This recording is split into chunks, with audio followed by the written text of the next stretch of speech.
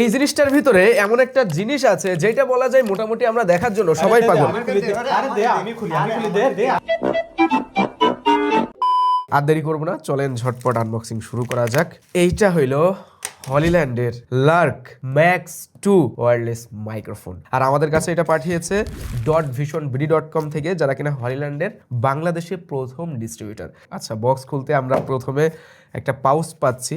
এখানে আমরা বেশ কিছু অ্যাক্সেসরিজ দেখতে পাচ্ছি, যেমন type C to C cable, 3.5mm cable, আরো কয়েকটা কেবল কেবল কেবল কেবল অনেকগুলা কেবল। আচ্ছা, এই মাইক্রোফোনের স্পেশাল পার্ট হইলো এখানে দুইটা মনিটর দেওয়া হয়েছে। যখন অডিও রেকর্ড করা হবে তখন লাইভ এইভাবে কানে দিয়ে যে ক্যামেরাতে থাকবে সে লাইভ মনিটর করতে পারবে যে আসলে অডিও কেমন রেকর্ড হচ্ছে। আমরা দেখি এবার মূল মাইক্রোফোনটা কেমন।